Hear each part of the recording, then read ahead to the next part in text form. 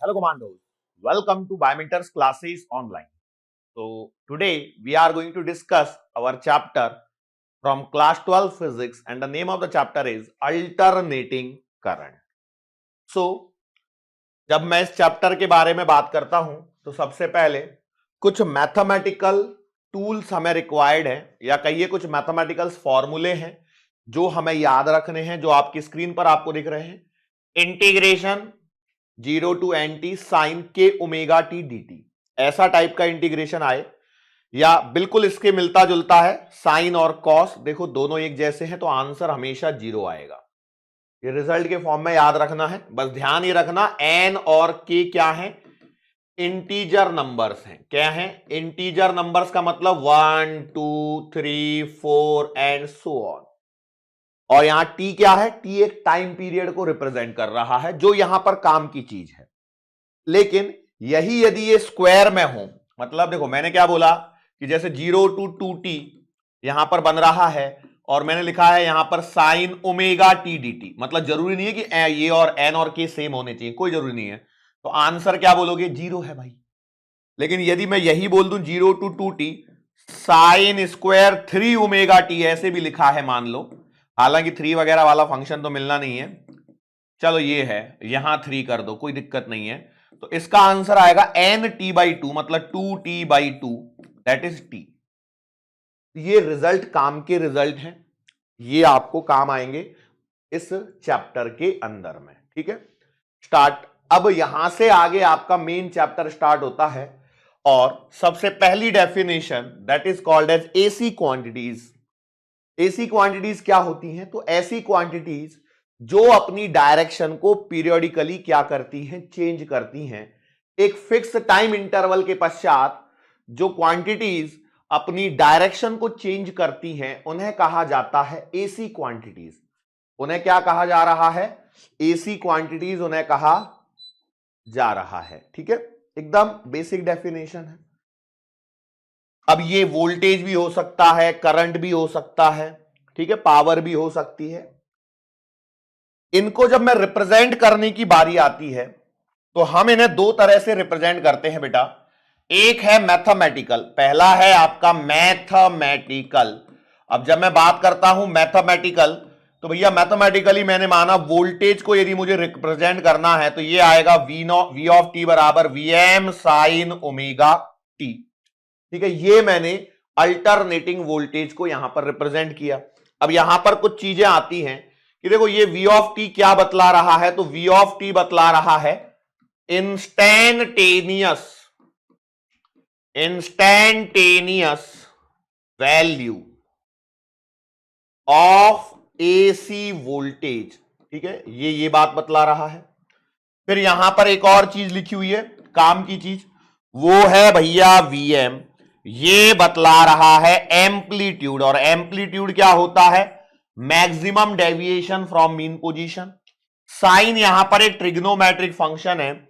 आगे आपके पास में ओमेगा है जिसे एंगुलर फ्रीक्वेंसी कहा जाता है। क्या कहा जाता है? एंगुलर फ्रीक्वेंसी, और इसे मेजर किया जाएगा रेडियन पर सेकेंड में। अब ये ओमेगा के आगे कुछ फॉर्मूले आएंगे। ओमेगा को आगे जब मैं लेकर के जाता हूं तो कुछ फॉर्मूले आएंगे बेटा आपके पास। ओमेगा को लिखा जाता है 2 पाई एफ, या ओमेगा को लिखा जाता है 2 पाई अपॉन कैपिटल टी। ये बिल्कुल वैसा ही है जैसे आप सर्कुलर मोशन में सीख के आए हैं। यहां पर ये जो टी है ये है आपका टाइम पीरियड, और टाइम पीरियड को कैसे डिफाइन किया जाता है? The time required to complete one cycle, the time required to complete one cycle. और ये क्या है? The time required to complete one cycle, एक साइकिल को कंप्लीट करने में लगने वाला टाइम। और जो यहां पर एफ है उसका मीनिंग है फ्रीक्वेंसी। क्या है? फ्रीक्वेंसी। और इसे बेटा हर्ट्ज में मेजर किया जाता है। ये क्या है? number of cycles completed in 1 second, completed in 1 second, 1 second में कितने चक्कर आप लगा रहे हो, उनकी जो संख्या है उसे फ्रीक्वेंसी कहा जाता है। ठीक है, आगे बढ़ता हूं मैं यहां पर। तो आगे बढ़ने पर दूसरे टाइप का जो रिप्रेजेंटेशन है वो है आपका ग्राफिकल रिप्रेजेंटेशन। दूसरा कौन सा रिप्रेजेंटेशन है? Graphical representation. तो ग्राफिकल रिप्रेजेंटेशन में हम क्या करते हैं कि इस फंक्शन को जो मैथमेटिकली मैंने यहां बनाया है उसे हम वेव फॉर्म के फॉर्म में ग्राफ पर यहां पर प्लॉट करते हैं। तो भैया प्लॉट करने पर जैसे ये वाई एक्सिस, ये एक्स एक्सिस है, तो यहां पर इस एक्स एक्सिस को बेटा यहां पर टाइम एक्सिस भी कहते हैं, या इसे ओमेगा टी से भी रिप्रेजेंट करते हैं। टी या ओमेगा टी कुछ भी होने दो फंक्शन, कोई दिक्कत नहीं है। और यहां पर है आपका v ऑफ टी। तो साइन का जो ग्राफ है वही यहां पर बनाना है हमें, और ये हमने बनाई एक साइकिल। ये है आपकी एक साइकिल, ये क्या है आपकी एक साइकिल, जिसमें ये कुछ पॉजिटिव वैल्यूज और ये नेगेटिव वैल्यूज, डायरेक्शन चेंज हो रही है, डायरेक्शन चेंज हो रही है, पहले पॉजिटिव है बाद में नेगेटिव हो गई। तो ये एसी रिप्रेजेंटेशन है। अब यहां पर देखिए हम यहां पर क्या कहते हैं, इसमें एक साइकिल में लगने वाला जो टाइम है वो है आपका टी, टाइम पीरियड टी। तो टी के फॉर्मेट में यदि मैं देखूं तो इसे लिख सकता हूं 0, यहां आएगा t/2 और यहां आएगा t बराबर। तो ये बट ऑब्वियस सी बात है, देखो ये जो पॉइंट होगा ये इसके आधा होगा, तो ये आएगा t/4 और ये आ रहा है यहां पर 3t/4। लेकिन एंगल के फॉर्म में देखोगे तो ये आपका 0 का होगा, ये आपका π/2 का होगा, ये वाला पाई का होगा, यहां आपका 3π/2 होगा और यहां पर 2π होगा। इस प्रकार से एक साइकिल कंप्लीट होगी। फिर देखो ये आपकी 0 पोजीशन है, तो ये जो पोजीशन बन रही है ये है आपकी Vm प्लस साइड में, और यहां देखोगे तो ये बन रही है माइनस का Vm साइड में। तो ये है उस फंक्शन का ग्राफिकल रिप्रेजेंटेशन।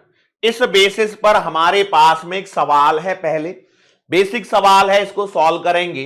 तो देखो आपको एक सवाल में लिखा है कि v ऑफ t बराबर 100 sin 314t गिवन है एक एसी वोल्टेज।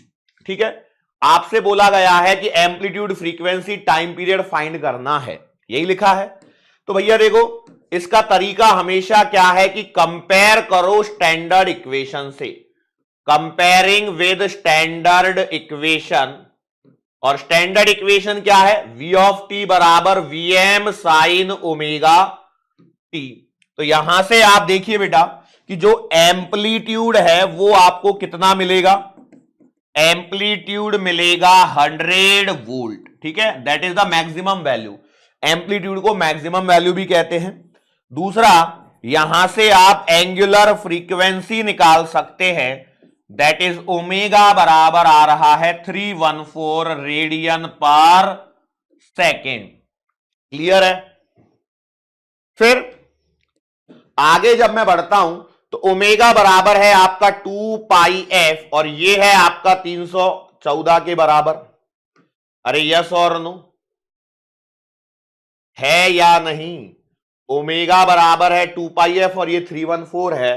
तो भैया आप इसे जब सॉल्व करोगे तो f बराबर आएगा 50 हर्ट्ज। सॉल्व करके देखो भाई, खुद से कष्ट करो थोड़ा सा। और टाइम पीरियड जब निकालोगे तो भैया टाइम पीरियड 1/f हो जाएगा, तो ये आएगा 1/50, दैट इज 0.02 सेकेंड।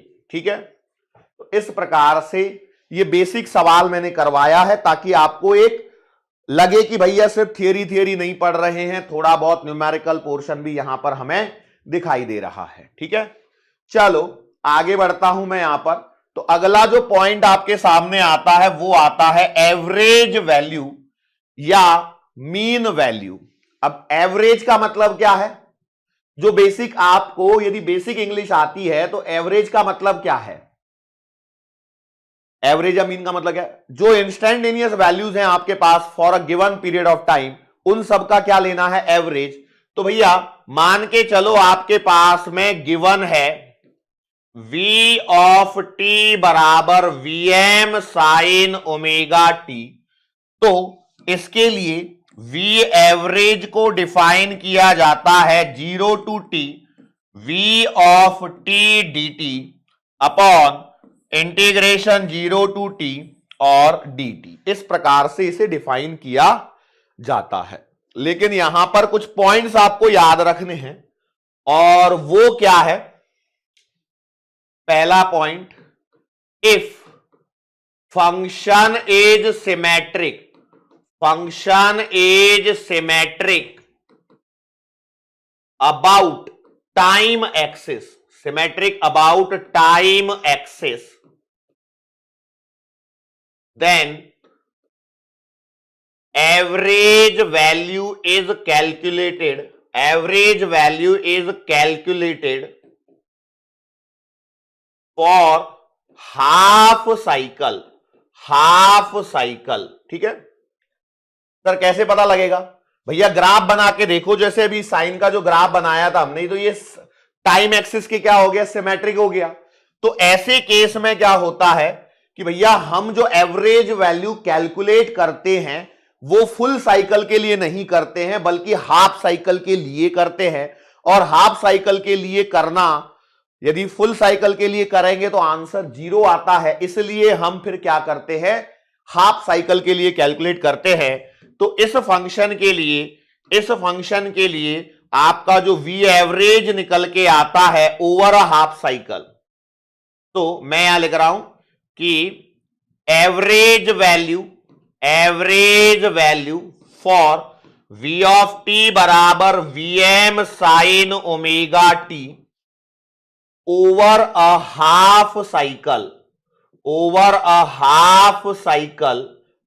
देखो बाकी सब जगह तो वही लगने वाला है, यदि सिमेट्रिक नहीं है तो फिर तो वो है ही है फॉर्मूला, लेकिन ये एक स्पेशल केस हो गया कि जो आपका फंक्शन है वो सिमेट्रिक है टाइम एक्सिस के अबाउट, तब आपको ये लगाना है। और इसे सॉल्व करने पर आपको जो वी एवरेज की वैल्यू मिलेगी, जो आपको वी एवरेज की वैल्यू मिलेगी वो मिलेगी 2vm upon pi, 2vm upon pi.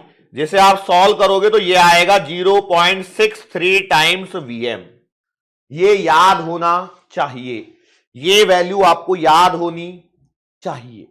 ठीक है, तो देखो यहां पर मैंने इसे लिख के दिया है, फाइंड v ऑफ t बराबर vm साइन ओमेगा टी, तो ये मैं यहां पर ऑलरेडी आपको करवा चुका हूं। Average value for v of t बराबर vm sine omega T over a half cycle. अब यहां मैंने लिख के दिया है, लेकिन इसमें तो मैंने डायरेक्ट सवाल पूछा है, तो भैया v एवरेज कितना आएगा इस सवाल के लिए, फिर तो ये सीधा सीधा 2vm अपॉन पाई। यदि कुछ नहीं बोला है, इफ नथिंग इज गिवन, कुछ नहीं बोला है, तो आपको ये बुद्धि अपने आप लगानी पड़ेगी कि भैया ओवर अ हाफ साइकिल निकालनी है, क्योंकि फुल साइकिल के लिए 0 आएगा। ये क्या है, over a half cycle, over a half cycle. और वी एवरेज जो है ये आपका बनेगा 0, वी एवरेज जो है वो बनेगा आपका 0 कब, over a full cycle, over a full cycle. ये आपको पता होना जरूरी है। ठीक है, इसके बाद अगली जो चीज आती है वो आती है RMS value, root mean square value हम इसे कहते हैं। अब ये क्या होता है भैया, रूट मीन स्क्वायर मतलब पहले फंक्शन का स्क्वायर करो, फिर जो स्क्वायर करके वैल्यू आई है उसका एवरेज लो, और एवरेज लेने के बाद में इसका रूट ले लो, तो उसे कहा जाता है RMS value.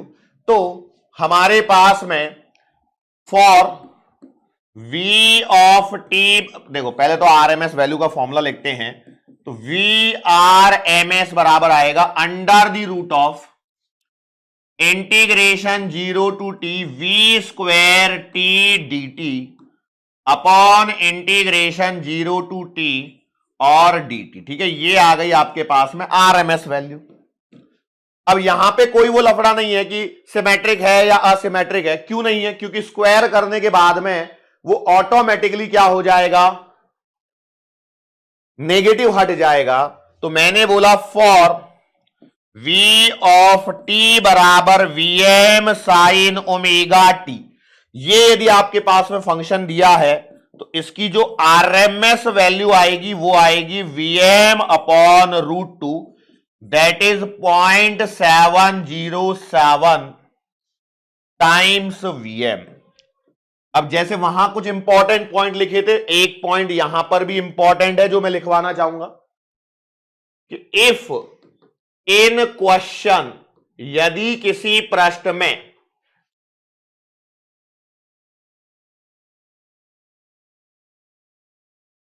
If in question it is not mentioned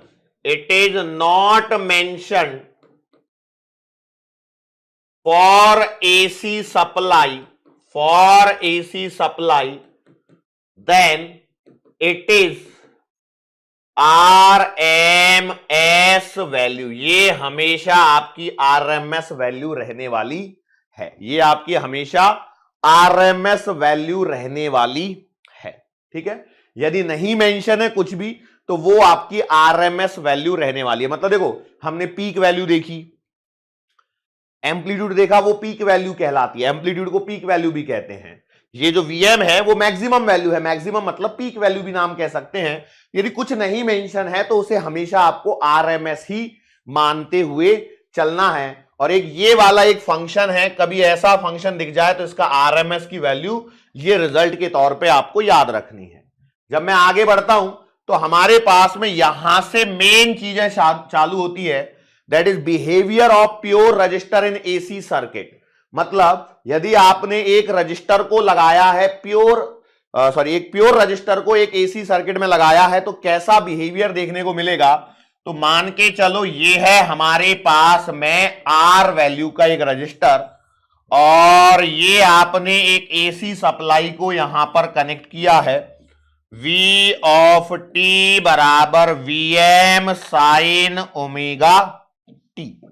ठीक है, यदि ये ऐसा आपने कनेक्शन किया हुआ है तो भैया सर्किट के अंदर में क्या होगा, जो करंट फ्लो होगा वो एक एसी करंट होगा, बराबर। तो वो जो करंट आने वाला है I ऑफ t जो आएगा वो आपका V of t upon R आएगा। कितना आएगा? V of t upon R, जो कि लिखा जाएगा फिर Vm sine omega t upon R, जहां पर इस Vm अपॉन R को हम मानेंगे Im। तो I ऑफ t बराबर बनेगा Im sine omega t, where Im बराबर है आपका Vm अपॉन R, बराबर है। अब यहां पर यदि मैं इन दोनों को कंपेयर करता हूं, किस किस को कंपेयर करता हूं भैया? V ऑफ t और I ऑफ t को। तो ये दोनों एक साथ एक डायरेक्शन में चल रहे होते हैं, दैट इज कि भैया मान के चलो आपका वोल्टेज है, मैंने येलो कलर से यूज किया हुआ है तो मैंने इसको ऐसे ही निकाल लिया भाई। ठीक है, ये मैंने माना V ऑफ t का ग्राफ है, तो जो करंट है वो भी बिल्कुल इसी के जैसे ही चलने वाली है, बस यहां पर I ऑफ t जो है वो थोड़ा सा छोटा हो गया, बराबर। तो इसमें एक पॉइंट लिखा जाता है कि in pure resistor current and voltage are in same phase, कोई फेज डिफरेंस नहीं है। फेज डिफरेंस क्या है? यहां पर फेज डिफरेंस आता है 0, फेज डिफरेंस आता है 0। यस, इसमें और जो इंपॉर्टेंट चीजें हैं वो है बेटा पावर। तो भैया P ऑफ t बराबर आता है V of t I of t, that is P of t बराबर आएगा Vm साइन ओमेगा t, और I I M sine omega T. So P of T जो आएगा वो आएगा V M I M sine square omega T, और फिर यहां से जो पी एवरेज निकल के आएगा कितना आएगा, V M I M by two. क्यों, साइन स्क्वायर ओमेगा टी का कितना आएगा, 1/2। दैट इज, इसे कहा जाता है वी आर एम एस और आई आर एम एस। ये कैसे बना होगा सोचना जरा, क्योंकि देखो इसे मैं V M by root two, इसे I M by root two लिख दूंगा, तो भैया V M by root two V R M S है तो I M by root two I R M S मानेंगे। सिंपल, ये बेसिक चीजें यहां पर होती हैं, ठीक है, कोई दिक्कत वाली बात। और एक और चीज, दैट इज फेजर डायग्राम। तो भैया फेजर डायग्राम में मैं ये कह रहा हूं कि भैया दोनों के बीच का फेज डिफरेंस 0 है, तो एक ही लाइन पे वोल्टेज भी होगा और करंट भी होगा, क्योंकि दोनों का फेज डिफरेंस 0 है। तो ये कुछ बेसिक चीजें हैं जो आपको एक प्योर रजिस्टर को जब आप एसी सर्किट में कनेक्ट करते हो तो पता होना जरूरी है। नाउ जब मैं आगे बढ़ता हूं तो भैया मैंने यहां पर एक सवाल पूछा है आपसे, क्या दिया है देखो, v ऑफ t बराबर 100 साइन 314t दिया है, applied across a resistor of 10 ohm, find average power. तो भैया एवरेज पावर कितनी आएगी, तो ये आएगी V M I M upon 2, yes और नो, और पी एवरेज आपको कितना मिलेगा, V R M S into I R M S, ठीक है। अब मुझे बताओ यहां पे आपको कौन सा तरीका आसान है जो आप कर सकते हो। मान लो मैं इससे करता हूं, क्यों, वी एम मुझे कितना है यहां पर, देखो यहां पर हियर वी एम है आपके पास में 100 वोल्ट, यस और नो, और आई एम कितना होता है, तो ये आपका वी एम अपॉन आर होता है, तो ये आएगा 100 अपॉन 10 मतलब 10। भाई 10 ओम का रेजिस्टेंस है ना, तो 100/10 मतलब 10 एम्पियर। तो फिर आपके पास में पी एवरेज जो आएगी कितनी आएगी भैया, 100 इंटू 10/2 मतलब 500 वैट, यस और नो, सही है। ये तरीका है, ऐसे सवाल बनते हैं भैया, एवरेज पावर के सवाल आपको देखने को मिलेंगे।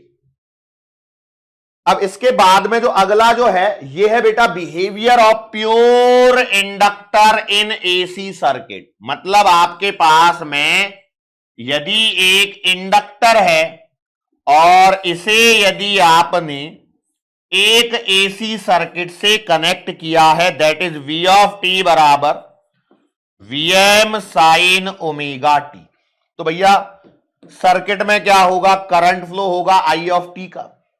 अब इंडक्टर की खास बात यह है कि भैया ये जो है ना, ये आपके करंट को अपोज नहीं करता है, चेंज इन करंट को करता है अपोज।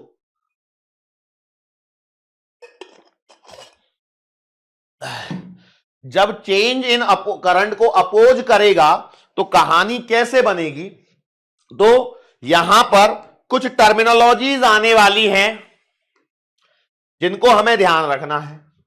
अब ये भी परिवर्तन का यदि विरोध कर रहा है, मतलब इसका एक क्या बनेगा, रेजिस्टेंस, जिसे कहा जाता है इंडक्टिव रिएक्टेंस। इसे क्या कहा जाता है, इंडक्टिव रिएक्टेंस इसका बनता है, जिसे हम लोग XL से रिप्रेजेंट करते हैं, ठीक है। यहां पर ये क्या है, the resistance offered by an inductor in AC circuit, ठीक है।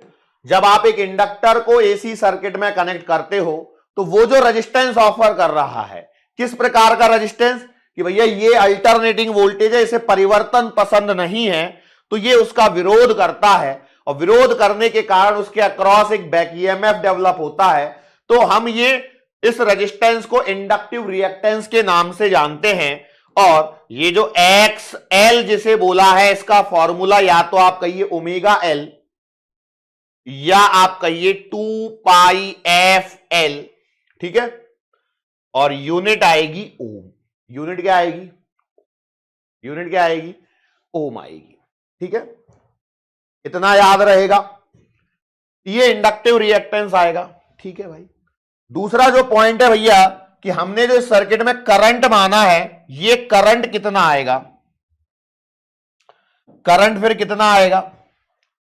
तो यहां पर ध्यान रखिए, एक इंपॉर्टेंट पॉइंट है, वो ये है कि in pure inductor, in pure inductive AC circuit, in pure inductive AC circuit, current lags behind, current lags behind voltage by π/2 से।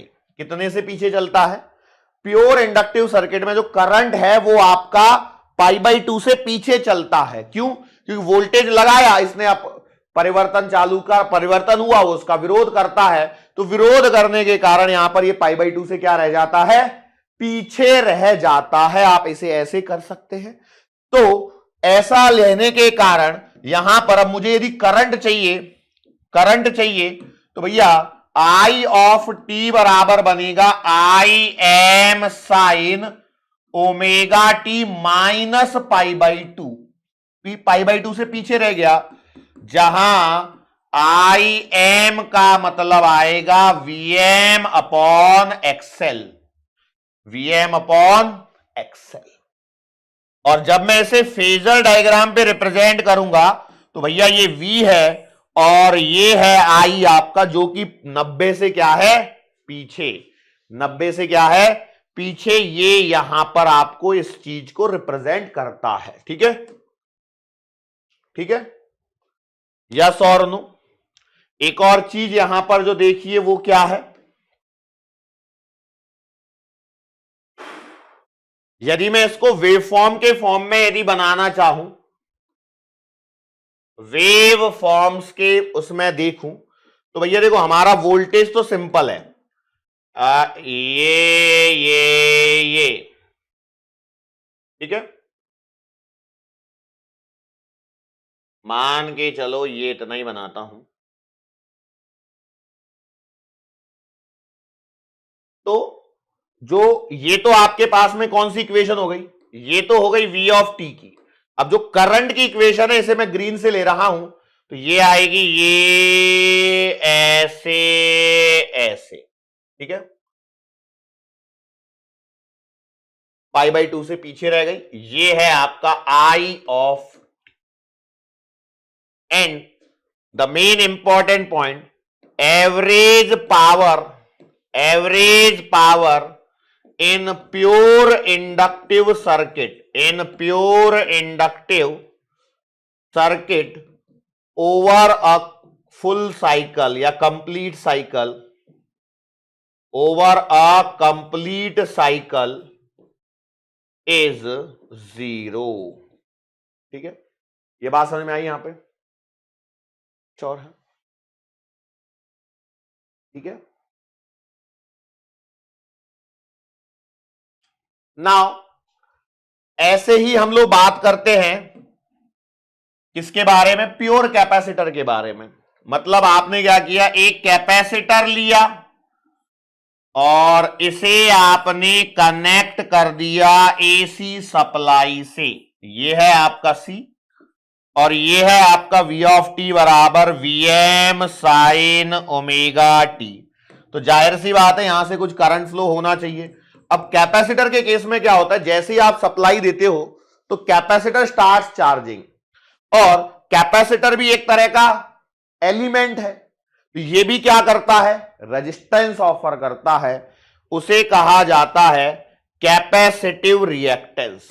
जो कैपेसिटर का रेजिस्टेंस फिर बन रहा है, देखो कोई भी आप एलिमेंट यदि सर्किट में लगा रहे हो तो वो करंट का अपोज करेगा ही करेगा। उसे नाम दिया गया है, यहां पर इसे नाम दिया गया है कैपेसिटिव रिएक्टेंस। क्या नाम दिया गया है? कैपेसिटिव रिएक्टेंस, और डिनोट किया जाता है XC से। कहानी क्या होगी इसकी? द रेजिस्टेंस, क्या है ये? एक तरह का resistance offered by, the resistance offered by a capacitive, the resistor offered by a capacitor in AC circuit, इसे हम क्या कहते हैं? Capacitive reactance. तो इसका जो XC होता है वो आता है 1/ω/C, या आप कहिए 1/2πfC, और मेजर किया जाएगा आपका किसमें? ओम में।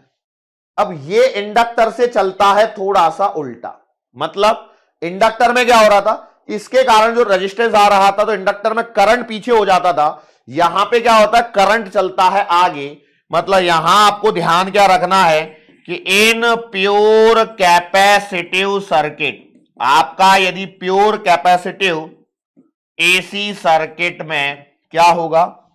करंट जो है, current leads the voltage, current leads the voltage by π/2। Current इसमें क्या हो जाएगा? π/2 से आगे। करंट इसमें क्या हो जाएगा? π/2 से आगे। करंट इसमें क्या हो जाएगा? π/2 से आगे। तो जब करंट आगे आएगा तो भैया देयरफॉर जो आपका करंट की इक्वेशन लिखी जाएगी I ऑफ t बराबर, ये लिखी जाएगी Im sin omega T plus π/2। क्यों? ये आगे है। यहां पर जो Im है बेसिकली वो है आपका Vm/xc बराबर। कोई दिक्कत होगी क्या? तो इसका मतलब ये है कि यदि मैं इसे यहां पर वेव फॉर्म के फॉर्म में यदि लिखाऊं तो देखो ये तो आपका v ऑफ टी हो गया। करंट जो यहां पर चलेगा वो चलेगा ये कौन है? ये है आपका I ऑफ टी। करंट जो है वो π/2 से आगे चल रहा है, और जब करंट π/2 से आगे चल रहा है तो इसका मतलब पता है क्या हो जाएगा? इसका सिंपल सा मतलब ये है बेटा, इसका सिंपल सा मतलब ये है कि यहां यदि मैं इसके लिए फेजर डायग्राम बनाता हूं तो भैया देखो कि ये है आपका V और ये है आपका I, दोनों के बीच में यहां पर है π/2 का डिफरेंस। एंड अगेन जैसे इंडक्टर में हो रहा था वैसे ही कैपेसिटर में भी क्या होता है कि in pure capacitive circuit, in pure capacitive circuit, in pure capacitive AC circuit, अब जाहिर सी बात है वो एसी कई बार लिखना भूल जाता है। In pure capacitive AC circuit average power over a complete cycle is 0। Over a complete cycle is 0। इसका मतलब क्या हो गया? एक कंप्लीट साइकिल में कैपेसिटर जो है वो उसका पावर कंजम्पशन क्या है? 0। कैपेसिटर के लिए एक कंप्लीट साइकिल में पावर कंजम्पशन क्या है? 0 है। जैसे इंडक्टर के लिए भी 0 है, कैपेसिटर के लिए भी क्या है? 0 है। अब होता क्या है बेटा कि जब हम एसी सर्किट्स की बात कर रहे होते हैं तो एसी वही है जो आपके घरों में आ रही है, हमारे घरों में आ रही है, मेरे घर में, आपके घर में, सबके घर में कौन आ रही है? एसी।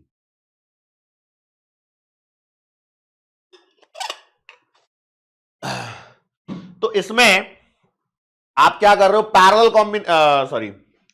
जो अप्लायंसेस लगा रहे हो तो उनके अंदर में कैपेसिटर, इंडक्टर का यूज किया जाता है, साथ ही साथ में रजिस्टर का भी यूज किया जाता है। तो अब हमको ये जो 3 एलिमेंट हमने पढ़े हैं R, L और C, रजिस्टर, इंडक्टर और कैपेसिटर, ये 3 एलिमेंट पढ़े हैं हमने। अब इनको क्या करना है? इनको कंबाइन करके अब फिर हमको इसको करना है स्टडी। ठीक है, तो कैसे स्टडी करेंगे भैया? तो RL सर्किट हमारे पास में यहां पर अगला पॉइंट बन रहा है। जैसा कि नाम में ही लिखा है RL सर्किट्स, इसका मीनिंग क्या होना चाहिए कि हम लोग यहां पर एक अपना रजिस्टर लें, एक अपना इंडक्टर लें और दोनों को यहां पर कर दें कंबाइन। दोनों को यहां पर क्या कर दें, कंबाइन कर दें। ठीक है, तो कंबाइन करने से क्या होगा, तो अब देखिए, अब यहां पर सर्किट में कुछ चीजें यहां पर बढ़ गई हैं। क्या, देखो रजिस्टर अपना रेजिस्टेंस दे रहा है, इंडक्टर अपना एक रेजिस्टेंस दे रहा है जिसे इंडक्टिव रिएक्टेंस कहा जा रहा है। तो ओवरऑल जो सर्किट है उसमें जो रेजिस्टेंस है वो बढ़ गया है। क्यों, रेजिस्टेंस का अपना, रजिस्टर जो लगाया है उसका अपना एक रेजिस्टेंस है, इंडक्टर लगाया है वो भी तो एक रेजिस्टेंस देता है एसी सर्किट में, जिसे इंडक्टिव रिएक्टेंस कहते हैं। तो कंबाइनली यहां पर क्या हो रहा है, कंबाइनली सर्किट में जो रेजिस्टेंस बन रहा है उसे हमने कहा है यहां पर इंपीडेंस। उसे हम क्या नाम दे रहे हैं, इंपीडेंस। क्या नाम दे रहे हैं, इंपीडेंस। और ये जो इंपीडेंस जो नाम दिया है हमने यहां पर, ये बन रहा है under the root of R square plus X L square. क्या बन रहा है, under the root of R square plus X L square. X L पता है आपको कौन है, जानते हैं, बिल्कुल।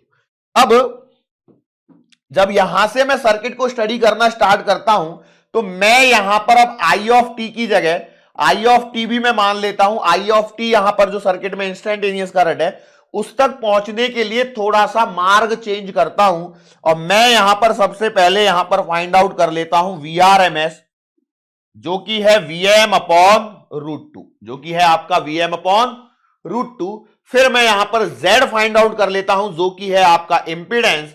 तो यहां पर जो सर्किट में करंट आएगा, करंट इन सर्किट, मैंने आपको पहले भी बोला है कि भैया देखो जब कुछ नहीं होता है तो वो आरएमएस वैल्यू होती है। यदि मैं यहां पर एक एमीटर लगा दूं तो वो आई ऑफ टी मेजर नहीं करेगा। यदि मैं सर्किट में एक एमीटर लगा दूं तो वो आई ऑफ टी मेजर नहीं करेगा। वो क्या मेजर करेगा, IRMS, जिसे हम करंट इन सर्किट कहेंगे। तो वो आपके पास में बनेगा IRMS equal to VRMS upon Z। Now आगे जब मैं बढ़ता हूं तो अब एक बात और समझना यहां पर जो इंपॉर्टेंट है वो ये है, देखो जब सर्किट में अकेला रेजिस्टेंस था तो वो क्या कह रहा था, वो कहता था कि भैया मैं इसमें मेरे अंदर से जाने वाला जो करंट होना चाहिए वो वोल्टेज के साथ में सेम फेज में होना चाहिए। इंडक्टर क्या कह रहा था, इंडक्टर की कहानी अपनी अलग ही कहानी थी। ये बोलता था भैया करंट 90 डिग्री पीछे होना चाहिए वोल्टेज से, बराबर। ये बोल रहा है सेम, ये बोल रहा है 90 डिग्री पीछे, तो किसकी बात मानी जाए, दोनों की साथ में, बराबर। तो हम क्या करते हैं, यहां पर एक टर्मिनोलॉजी इंट्रोड्यूस करते हैं जिसे कहा गया है फेज डिफरेंस। क्या कहा गया है, फेज डिफरेंस, जो आएगा फाई और ये आएगा tan inverse XL upon R। कितना आएगा, XL अपॉन R। और ये आएगा आपका लैगिंग, ये आएगा आपका लैगिंग, ठीक है। चूंकि ये जो फाई है वो लैगिंग है तो यहां पर जो इक्वेशन ऑफ करंट बन के आएगी, इक्वेशन ऑफ करंट जो बन के आएगी वो आएगी आई ऑफ टी बराबर IM sine omega T minus का फाई। और फाई आपने यहां पर निकाला हुआ है, पर सर IM कहां निकाला है, तो भाई IM में क्या दिक्कत है, IRMS निकाला हुआ है, √2 से मल्टीप्लाई कर लीजिए, या फिर आप कह दीजिए कि यहां पर जो IM है वास्तविकता में वो है √2 टाइम्स IRMS, या कह लीजिए कि IM जो है वो है आपका VM अपॉन Z। तो जो मेजर चीजें हैं वो यही हैं। इसके बाद हमारे पास में एक और चीज आती है, एक और टर्मिनोलॉजी हमें यहां पर स्टडी करनी होती है जिसका नाम है पावर फैक्टर। जिसका नाम क्या है, पावर फैक्टर। तो पावर फैक्टर को हम डिफाइन करते हैं PF से। तो भैया PF के दो फॉर्मूले आते हैं हमारे पास में, एक तो आता है कॉस और फाई। फाई क्या है, जो फेज डिफरेंस मैंने यहां पर निकाला हुआ ये फाई निकालो, कॉस के साथ में रख दो, या फिर हम पावर फैक्टर का एक और फॉर्मूला यूज करते हैं और वो होता है R/Z। ठीक है, इज इट क्लियर? श्योर है? ओके। और लास्ट एवरेज पावर जो आप यहां पर निकालेंगे वो आएगी VRMS, IRMS और cos फाई। कितनी आएगी? VRMS, IRMS, cos फाई आएगी। और भी कोई चीज इंपॉर्टेंट आपको लग रही है? देखो, इसमें ऐसा हो सकता है कि आपसे पूछ लिया जाए पोटेंशियल ड्रॉप अक्रॉस रजिस्टर, ऐसा कोई सवाल बन जाए तो भैया VR जो है वो लिखा जाएगा IRMS इंटू R। और ऐसे ही यदि आपसे पूछ लिया जाए पोटेंशियल ड्रॉप अक्रॉस इंडक्टर तो आप इसे भी कैलकुलेट कर सकते हैं, वो आएगा VL बराबर IRMS इंटू XL। तो ये इतने पैरामीटर्स हैं जो आपको यहां पर RL सर्किट में काम आने वाले हैं। क्या क्या काम आने वाला है भाई? देखो, ये इक्वेशन ऑफ वोल्टेज तो दिया होगा, या वो डायरेक्टली VRMS दे देगा, दोनों में से कोई एक देगा। ये R देगा, L देगा, यहां पर फ्रीक्वेंसी देगा, तो यहां से इंपीडेंस मिल जाएगा जिसकी यूनिट क्या होगी? ओम। करंट इन सर्किट यदि आपको निकालना है, मतलब सवाल में बोल देता है भैया मीटर लगाया तो करंट कितना होगा, तो आप VRMS/Z। फिर फेज डिफरेंस के बारे में बात हो जाती है, tan इनवर्स XL/R। फिर यहां से इक्वेशन ऑफ करंट पे हम चलते हैं, तो यहां पर ये लैगिंग होता है तो ये इसमें ये इक्वेशन मिल जाती है। फिर फाई से रिलेटेड एक टर्मिनोलॉजी होती है पावर फैक्टर, जो cos फाई के बराबर होता है या R/Z होता है। एंड एवरेज पावर यहां पर देखो जीरो नहीं है क्योंकि R और L दोनों है। तो R तो बोल रहा है कि भैया मेरे कारण VRMS IRMS है, और इंडक्टर बोल रहा है कि जीरो है, तो बीच वाला ऑप्शन आ गया हमारे पास में। ठीक है, यस और नो।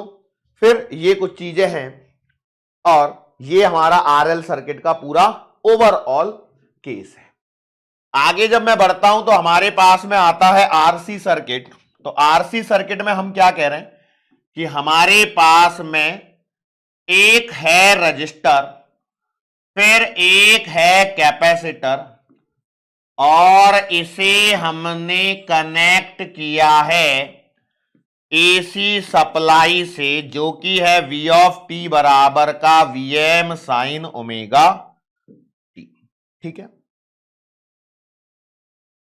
तो यहां पर एक बात समझिए, यहां पर जो RMS वैल्यू ऑफ सप्लाई है ये तो आपको पता है कि भैया Vm/√2 आएगी। यस और नो? सही बात है।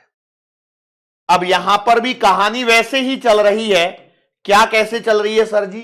तो देखो भाई, रजिस्टर का अपना एक रेजिस्टेंस है, कैपेसिटर का अपना एक इंडक्टिव कैपेसिटेंस है।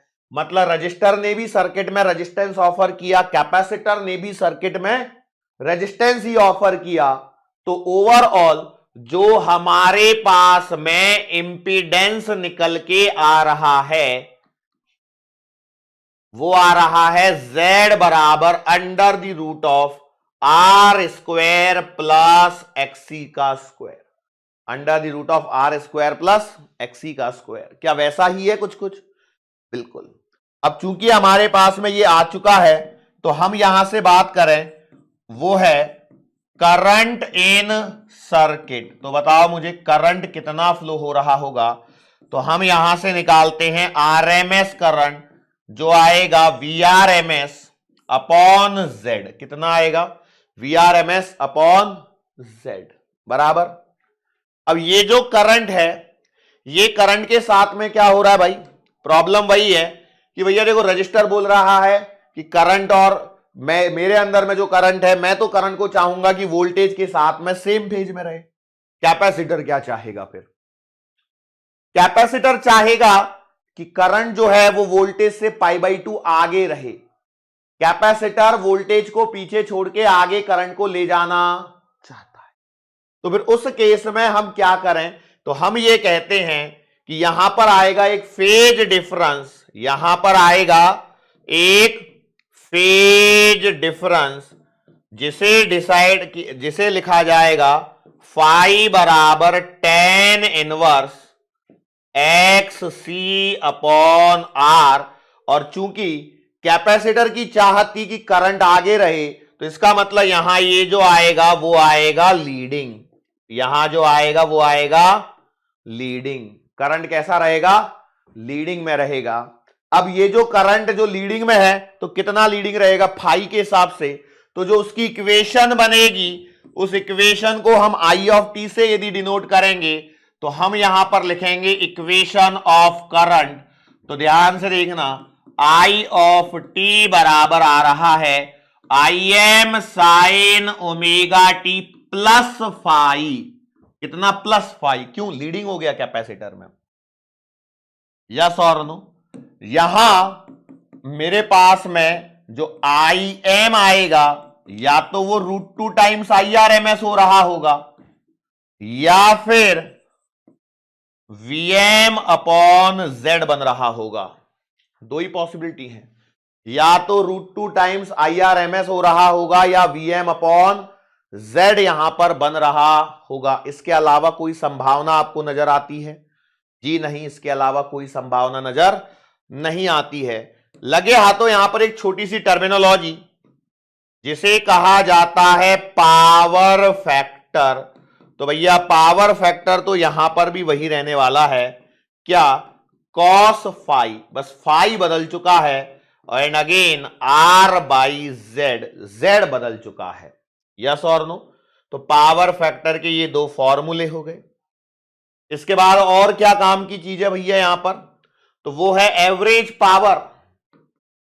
एवरेज पावर तो ये आएगा आपके पास में पी एवरेज बराबर V R M S I R M S cos phi, और फाई आपको कॉस फाई निकालना आपको आता है।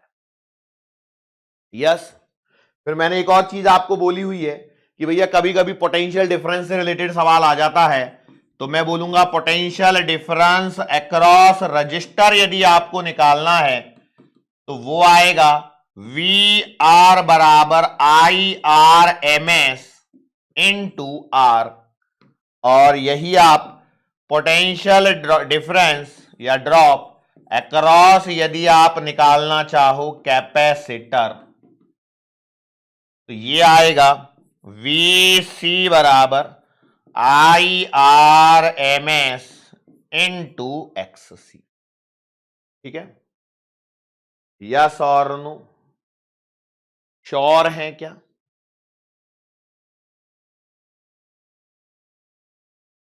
श्योर है? तो ये थी कहानी आपकी आरसी सर्किट की। जैसा आरएल सर्किट में चल रहा है वैसा ही आपके पास में आरसी सर्किट में भी चलने वाला है।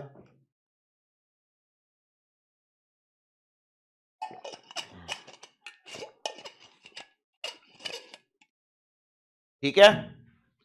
चलो तो अब यहां से आगे बढ़ते हैं और हम पहुंचते हैं आरएलसी सर्किट पर। आरएलसी सर्किट की कहानी क्लियर है। हमने लिया है एक रजिस्टर, हमने लिया है एक इंडक्टर और हमने लिया है एक कैपेसिटर। इसे हमने कनेक्ट किया है एसी सप्लाई से। ठीक है? जो कि हमें गिवन होगी वी ऑफ टी बराबर V M sine omega T से। ये तो वही तरीका है।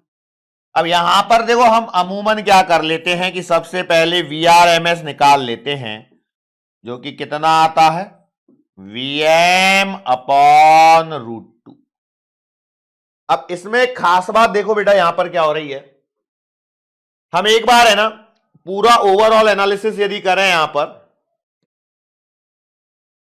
तो देखो आर का अपना रेजिस्टेंस, एल का अपना इंडक्टिव रिएक्टेंस, सी का अपना कैपेसिटिव रिएक्टेंस।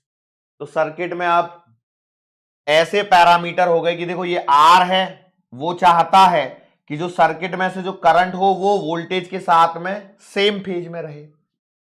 जो इंडक्टर है वो ये चाहता है कि जो सर्किट में जो करंट हो वो 90 डिग्री पीछे रहे, और कैपेसिटर जो है वो ये चाहता है कि करंट जो है वो 90 डिग्री आगे रहे। तो इसका ये मतलब नहीं कि ये दोनों ना आपस में कैंसिल कर दे, ये दोनों ने आपस में तो तब कैंसिल करेंगे जब इन दोनों के रेजिस्टेंसेस सेम हो। बराबर है, इन दोनों के यदि रेजिस्टेंस सेम हो तो कैंसिल कर देगा, लेकिन नहीं होगा तो किसी का जिसका रेजिस्टेंस ज्यादा होगा क्या वो डोमिनेटिंग फैक्टर होगा? बिल्कुल भैया जी, वो डोमिनेटिंग फैक्टर होगा। यस और नो?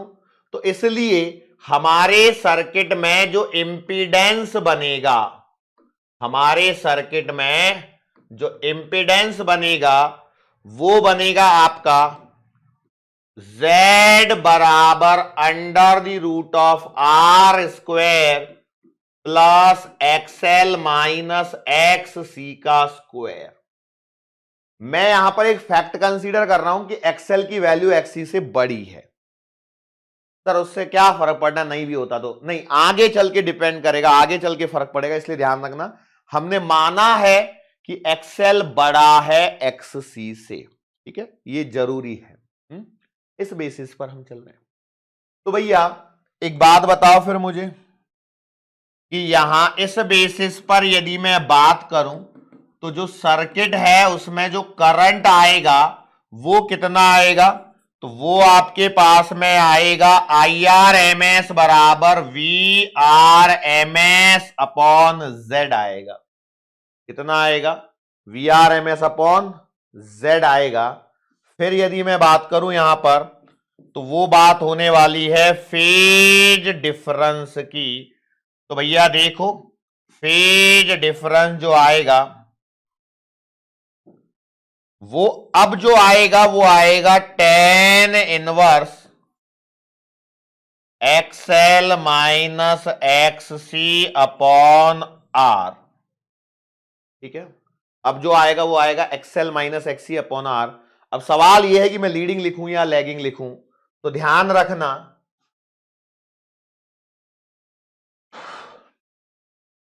कि यदि आपका XL ग्रेटर देन XC होगा तो फाई आएगा लैगिंग, और यदि XL छोटा होगा XC से तो फाई आएगा लीडिंग। और इसी बेसिस पर आपके पास में बनेगी equation of current. Equation of current तो यहां ये बनेगी I ऑफ टी बराबर IM sine omega T plus minus phi. अब प्लस कब लेना है, माइनस कब लेना है? तो भैया लीडिंग में प्लस लेना है और लैगिंग में माइनस लेना है। लीडिंग में माइनस, लैगिंग में प्लस, बराबर है ना? इस चीज को आप ध्यान रखें, ठीक है। प्लस और माइनस कब लेना है? लीडिंग में क्या आएगा? प्लस, लैगिंग में माइनस यूज होगा। लेकिन यहां पर ध्यान रखने वाली बात यह है कि जो IM है वो आपका √2 टाइम्स IRMS है, या फिर IM बराबर VM अपॉन Z है। एक बात देखो, सारी लगभग सब कुछ सिमिलैरिटी चल रही है, एक्सेप्ट द केस कि भैया आपने इंपीडेंस जब ये दो सबको कंबाइन कर दिया तो थोड़े से पैरामीटर एक्स्ट्रा हो गए, थोड़ा सा एक्स्ट्रा हुआ, लेकिन जो कुछ मेन फॉर्मूले हैं उनमें कोई अंतर नहीं आया। आया क्या? नहीं आया। यस और नो? यस और नो? बिल्कुल ठीक है भाई। अब इसके बाद में मैं यहां पर बात करता हूं पावर फैक्टर की। तो ये जो PF बराबर आएगा वो आएगा cos फाइव, एंड जाहिर सी बात है लैगिंग लीडिंग यहीं से डिसाइड होगा। यस और नो? या फिर मैं कह सकता हूं R बाई Z होगा, या फिर मैं कह सकता हूं R बाई Z होगा। बिल्कुल ठीक है भाई। श्योर है? कुछ रहा तो नहीं? कुछ नहीं। अब इसके बाद में हम बात करते हैं एवरेज पावर के बारे में। तो ये आपके पास में आएगी पी एवरेज बराबर V R M S I R M S और कॉस फाई। कितनी आ रही भैया? V R M S I R M S cos phi, V R M S I R M S cos phi. अब कुछ बचा है? कुछ बचा है? हाँ, क्या बचा है भाई?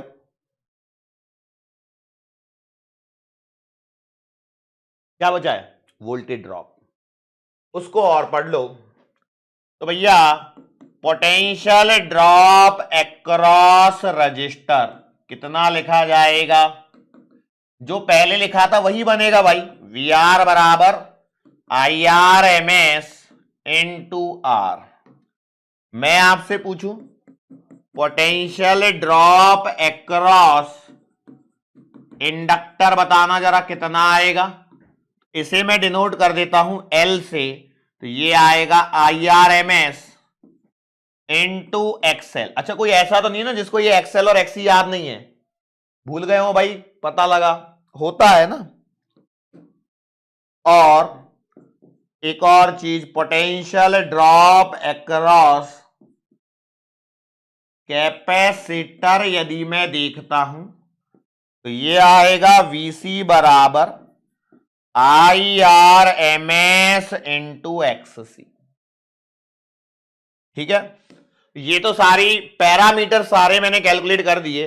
एक बात और ध्यान रखना, यदि मैं इनका वेरिफिकेशन के पॉइंट ऑफ से देखूं तो जो वी आर एम एस है ना, ये आपका बेटा V R square plus V L minus V C का होल स्क्वायर होता है। आया कहां से होगा?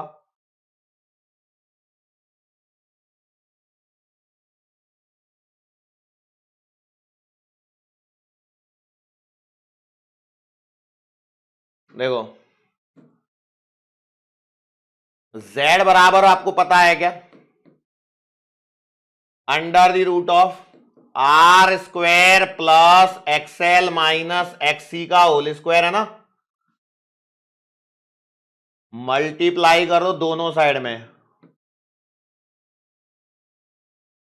आई आर एम एस से। तो आपको आई आर एम एस से मल्टीप्लाई करने पर I R M S into Z, वो वी आर एम एस है, याद करो।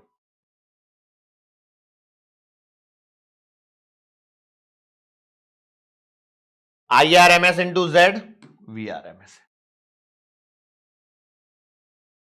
ये यहां पर आपको वेरिफिकेशन का काम करेगा। तो क्या ये पॉइंट क्लियर है कि बहुत ज्यादा डिफिकल्ट है?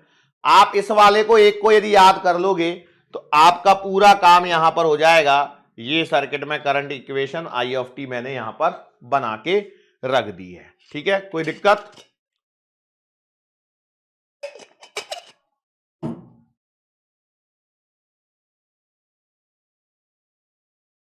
एक न्यूमेरिकल होगा यहां पे।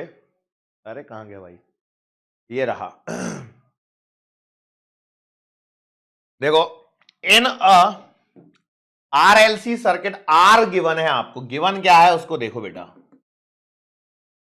आर बराबर है 300 ओम, एल बराबर है 1 हेनरी और सी बराबर है 20 माइक्रोफैरड। अब देखो, मैं ये मान के चल रहा हूं कि आपको क्या कैलकुलेट करना है। इस सवाल के हिसाब से तो एवरेज पावर कैलकुलेट करनी है। मैं मान के चलो आपसे सब कुछ कैलकुलेट करवाऊं तो वो कैसे होगा sir?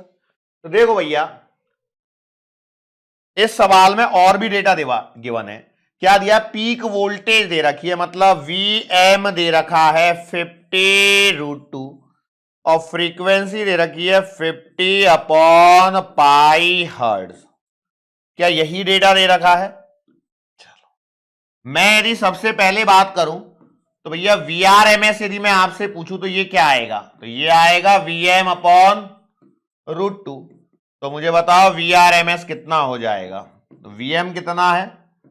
50√2/√2, that is V R M S जो आएगा वो आएगा 50 वोल्ट। क्या सब लोग एग्री करते हैं इस बात से? देखो भाई, जिनको पढ़ना है वो पूरा सवाल ध्यान से समझो, जिनको सिर्फ इसमें इंटरेस्ट है कि ये क्या है, एवरेज पावर पूछा है, तो वो एवरेज पावर खुद से निकाल के बैठो बेटा तब तक, ठीक है। ओके, अब मैं कुछ आगे चीजें बोलूं आपसे, तो एक्सएल बराबर क्या आता है, 2 पाई एफ एल आता है क्या, तो 2 पाई फ्रीक्वेंसी कितनी है 50 अपॉन पाई, और एल क्या है 1 है क्या। देखो यहां पर तो आपको जो एक्स एल मिलेगा, पाई से पाई कैंसल, तो ये आ रहा है 100 ओम। सही है क्या, बिल्कुल सही है भाई। और यदि मैं आपसे पूछूं एक्स सी, तो एक्स सी बराबर आएगा 1 अपॉन 2 पाई एफ सी।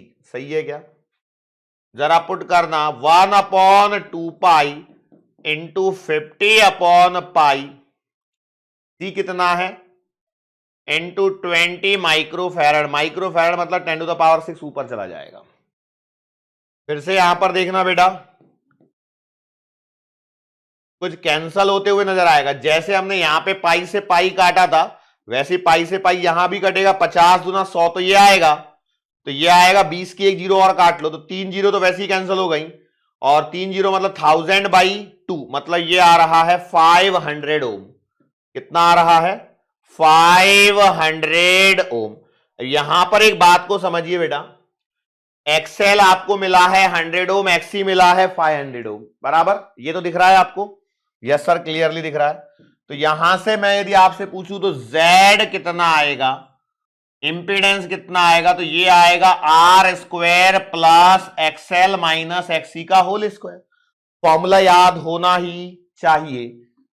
तो इट इंप्लाइज Z बराबर आर कितना है 300, तो ये आएगा 300 का स्क्वायर प्लस एक्सएल आएगा 100 माइनस एक्सी आएगा 500 का स्क्वायर। तो जरा ध्यान से देखना, ये आएगा 300 स्क्वायर प्लस 100 में से 500 गए तो 400 का स्क्वायर।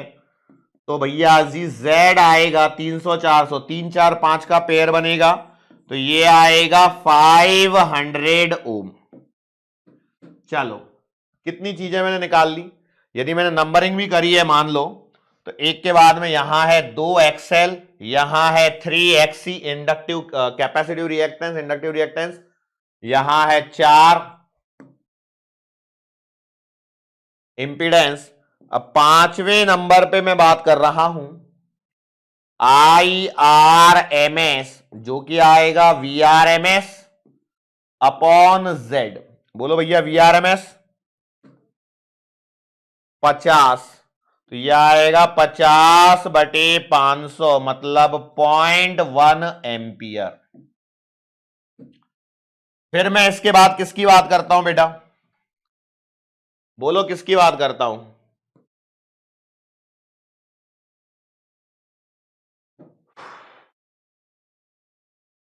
Phi phase difference. ये आएगा tan inverse XL minus XC upon R, that is tan inverse XL है 100, एक्सी है 500 बटे ये है 100। सही है क्या, कुछ गलती हो गई, सॉरी बेटा, एक्सएल है 100, एक्सी है 500 और आर है 300। तो भैया जी फाई बराबर आएगा tan इनवर्स, तो ये माइनस को भूल जाना है ना, यहां पे tan इनवर्स 4/3, माइनस के चक्कर में मत पड़ना भाई,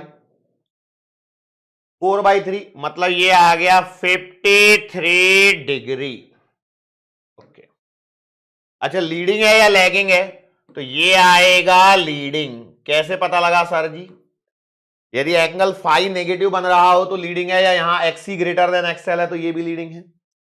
फिर हम बात करते हैं इक्वेशन ऑफ करंट पर, तो आई ऑफ टी बराबर है I M sine omega T. Leading है तो ये आएगा प्लस का फाई, लीडिंग है तो क्या आएगा प्लस का फाई आएगा। चलो तो यहां पर आई एम कितना आएगा Vm अपॉन Z, और Vm था 50√2 डिवाइडेड बाई 500, यस और नो? या फिर आप √2 टाइम्स IRMS भी कर सकते हो, तो ये आएगा 0.1 इंटू √2, या √2 बाई 10 भी कर सकते हो, कोई दिक्कत नहीं है। तो देयरफॉर I ऑफ t बनेगा देखो √2 इंटू 0.1 करोगे ना, कितना आएगा पता है? 0.1 इंटू 1.414, सही है? इसे मैं लिख सकता हूं 0.14 साइन ओमेगा टी। ओमेगा कितना है यार? ओमेगा नहीं निकाला हम लोगों ने, 2πf से निकाल सकते हो, क्योंकि हमें तो इक्वेशन चाहिए यहां पर। चलो मैं यहां निकाल रहा हूं, तो ओमेगा बराबर आएगा 2πf, 2π और ये 50/π, तो ये आ रहा है 100 रेडियन पर सेकेंड। तो ये आएगा यहां पर 100t प्लस 53 डिग्री। क्लियर है? ये आ गई इक्वेशन ऑफ करंट। ये क्या आ रही है? ये आ रही है इक्वेशन ऑफ करंट। फिर आगे क्या निकालूं भाई? इक्वेशन ऑफ करंट तक तो मैंने निकाल ही लिया, IRMS निकाल ही लिया, ये निकाल ही लिया। तो भैया आप निकालेंगे पावर फैक्टर, तो ये आएगा cos phi, that is cos 53 degree. तो पावर फैक्टर आएगा 4/5, दैट इज 0.8, और ये आएगा लीडिंग। लैगिंग लीडिंग का ध्यान रखना भाई। कितने नंबर तक पहुंच गए भाई? ये 8 है, इसके बाद आएगा 9। 9वां नंबर है एवरेज पावर का, तो भैया जी एवरेज पावर आएगी VRMS, IRMS और cos फाई। चलो भैया एवरेज पावर बता दो फटाफट से। VRMS कितना है आपका? 50, आपने लिखा 50। IRMS कितना है? देखो 0.1, देखो या तो √2/10 लिख लो, वो ज्यादा बेटर है, ठीक है? √2/10। IRMS √2/10 कहां से आया पता चल रहा है ना भाई? नहीं तो बाद में डाउट, सर कहां से आ गया ये? अरे भाई 0 से 0 कैंसिल कर लिया, 5 से 5 कैंसिल, तो 1/10 ना, तो √2/10 भी तो हो सकता है, वही लिखा है। और ये cos फाई की वैल्यू देखो, ये है 4/5 लिखूं या 0.5 लिखूं? चलो 0.5 लिख लेता हूं, 4/5 रहने देता हूं अभी के लिए। तो देखो 5050, तो जो एवरेज पावर आ रही है वो आ रही है 4√2 वैट। कितनी आ रही है? 4√2 वैट। ठीक है भाई, और कुछ बचा है? मैं आपसे पूछूं VR कितना आएगा, तो IRMS इंटू R, तो ये आएगा √2/10, और R कितना था हमारा? 300 या 100? 300, दैट इज 30√2 वोल्ट। मैं आपसे पूछूं वोल्टेज ड्रॉप अक्रॉस इंडक्टर, तो ये आएगा IRMS इंटू XL, तो ये आएगा √2/10 इंटू 100, तो ये आएगा 10√2 वोल्ट। और मैं आपसे पूछूं वोल्टेज ड्रॉप अक्रॉस कैपेसिटर, तो IRMS इंटू XC बराबर √2/10 इंटू 500, तो ये आएगा 50√2 वोल्ट। ठीक है, ये इतने सवाल यहां पर बनते हैं जो कि मैंने यहां पर बतलाए हैं। नेक्स्ट टॉपिक जो इसके बाद आ रहा है वो है बेटा आपका सीरीज रेजोनेंस। सीरीज रेजोनेंस, अब इसमें हम क्या कहने वाले हैं कि जो हमारे पास में RLC सर्किट है, जो हमारे पास में RLC सर्किट है, उस सर्किट में यदि उस सर्किट में यदि XL बराबर हो जाए XC, हमारे पास में जो RLC सर्किट है उसमें यदि XL बराबर हो जाए XC तो क्या होगा भैया जी, XL बराबर XC हो जाएगा तो Z बराबर under the root of R square plus XL minus XC का होल स्क्वायर, वैल्यू पुट करोगे तो Z बराबर आएगा R। इसका मतलब पता है क्या हुआ, सर्किट का रेजिस्टेंस इंक्रीज हुआ या डिक्रीज हुआ, सर्किट का जो रेजिस्टेंस है या इंपीडेंस कहिए इंक्रीज हुआ या डिक्रीज हुआ। क्या लग रहा है देख के, ये जो इतनी वैल्यू थी वो गायब हो गई यहां से, ये XL माइनस XC का जो होल स्क्वायर हुआ करता था ये साथ में वो गायब हो गया, तो R स्क्वायर प्लस समथिंग था, प्लस समथिंग था वो चीज कम हो गई, प्लस समथिंग था वो चीज कम हो गई, बराबर है। तो यदि वो हुई है कम, मतलब यहां पर हमारे पास में इंपीडेंस डिक्रीजेस, इंपीडेंस डिक्रीजेस, ये बात तो सही है। और जब ये इंपीडेंस डिक्रीज हुआ तो इसी के साथ में एक और बात हुई, वो ये है कि जो इंपीडेंस है वो R के बराबर आया, मतलब यहां पर कहानी ये हो गई कि circuit behaves like, circuit behaves like pure resistive circuit. ये जो RLC सर्किट है आपका ये कैसा बिहेव कर रहा है, प्योर रेजिस्टिव सर्किट जैसा बिहेव कर रहा है। और दूसरी बात देखो, यहां पर करंट क्या होता है, IRMS बराबर क्या होता है, ये तो होता है आपका VRMS अपॉन Z। चूंकि आपका Z डिक्रीज हुआ है, चूंकि आपका Z क्या हुआ है डिक्रीज, तो करंट यहां पर क्या होगा, इंक्रीज, बराबर। तो हम कहते हैं कि इसी कंडीशन को रेजोनेंस कहा जाता है, ध्यान रखना। तो एट रेजोनेंस करंट, या मैं सीधा लिख देता हूं, current in the circuit, current in the circuit becomes maximum, current in the circuit becomes maximum। तो इस कंडीशन को कहा जाता है resonance. This is called as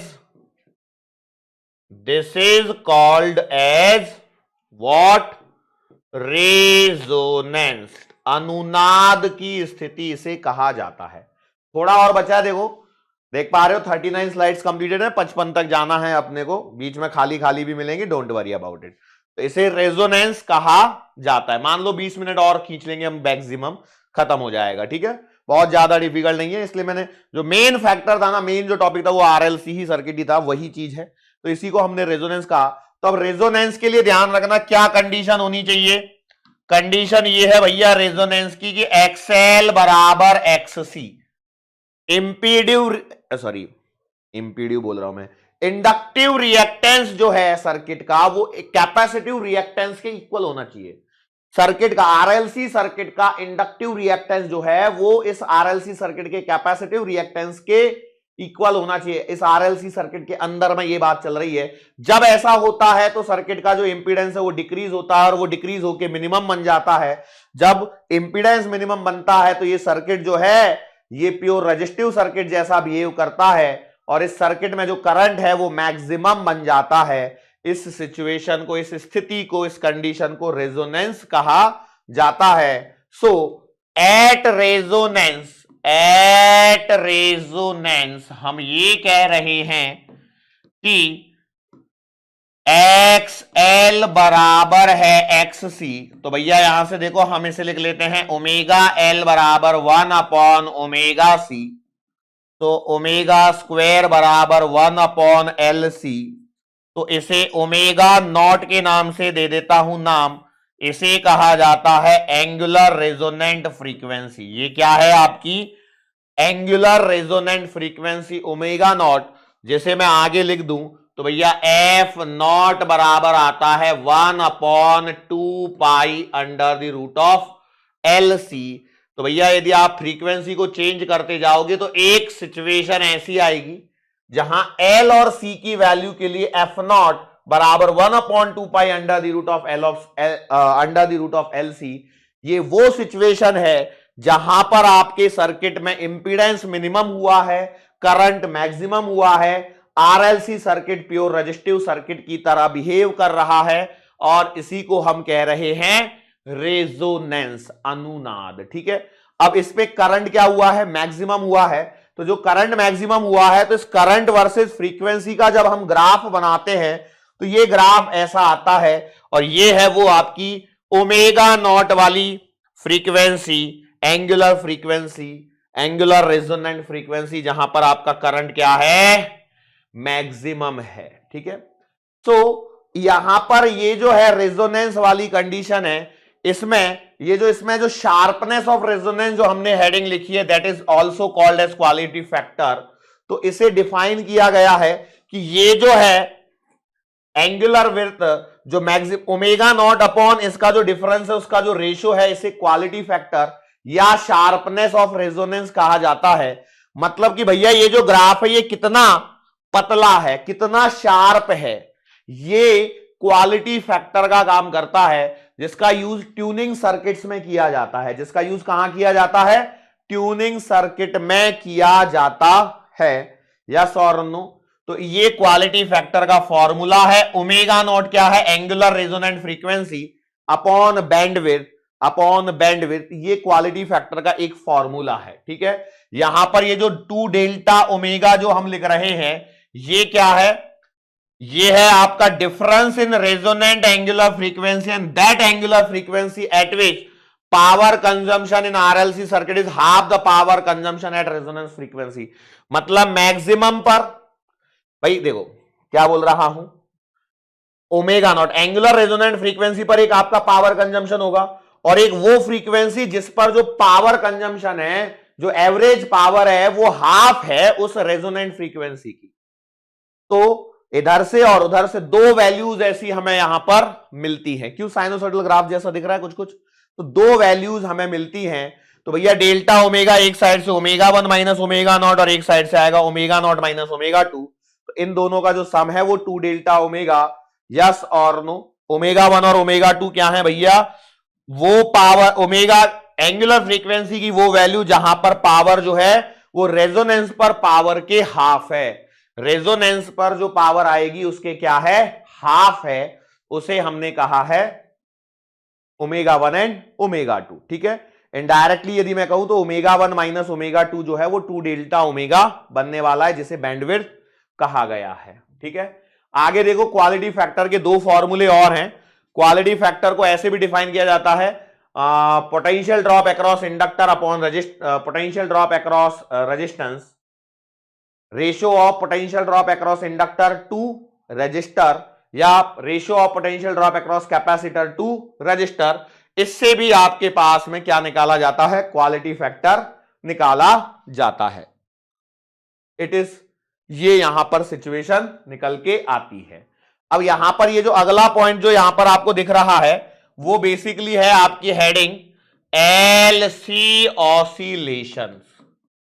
LC oscillations की कहानी कैसे शुरू होती है थोड़ा सा हम ध्यान देंगे। यहां पर देखो हमने क्या किया, इस सर्किट में कैपेसिटर लिया है, कैपेसिटर को फुल्ली चार्ज किया है, उसके साथ में एक इंडक्टर कनेक्ट किया है और एक स्विच लगा के रखा है, जो कि आपको यहां पर दिखाई दे रहा होगा।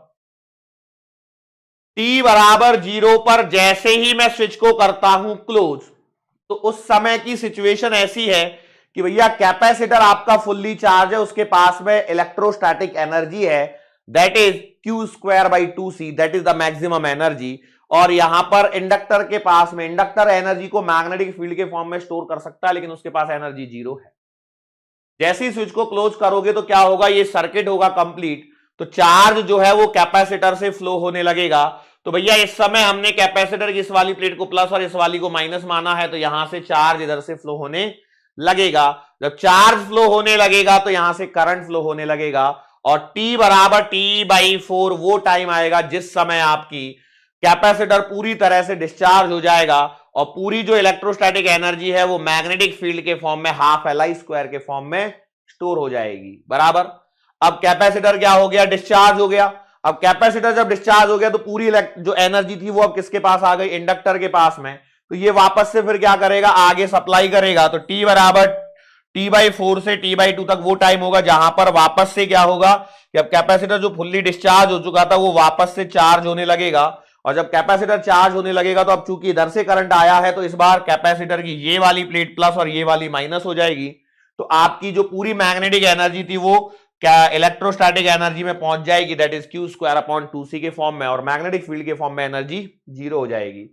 फिर ये चीज आगे पहुंचेगी तो यहां से यहां पर हम जाएंगे, फिर आपकी इलेक्ट्रिक फील्ड एनर्जी 0 हो जाएगी। और क्योंकि देखो अब क्या हुआ, कैपेसिटर की ये वाली प्लेट फुल्ली चार्ज हुई है तो अब वापस से इस बार इधर से लौट के आएंगे, मतलब चार्ज इस बार इधर से ऐसे फ्लो होने लगेगा अपोजिट डायरेक्शन में, और ये electric field energy magnetic field energy के फॉर्म में स्टोर होगी। फिर मैग्नेटिक फील्ड के फॉर्म में से होगी, ये फिर आगे वापस पहुंचाएगी और फिर से आपका कैपेसिटर की जो लेफ्ट वाली प्लेट थी उस पर फिर से प्लस चार्ज पहुंच जाएगा। तो इस प्रकार से एक साइकिल में आपकी electric energy magnetic field energy के फॉर्म में और मैग्नेटिक फील्ड एनर्जी वापस इलेक्ट्रिक फील्ड एनर्जी के फॉर्म में क्या हो रही है, इंटरचेंज हो रही हैं।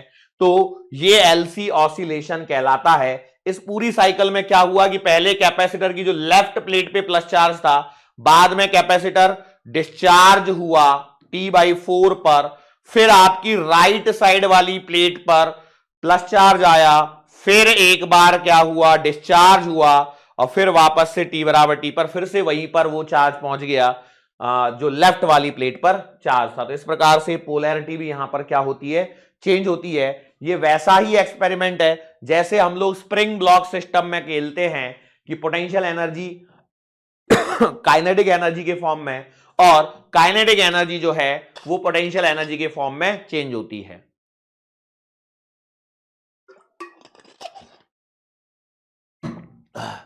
कैसे कि भैया देखो ये स्प्रिंग ब्लॉक सिस्टम है, मीन पोजीशन से आपने उसे x डिस्टेंस ब्लॉक को खींच रखा है, तो इस समय इसके पास में ब्लॉक के पास में है potential energy.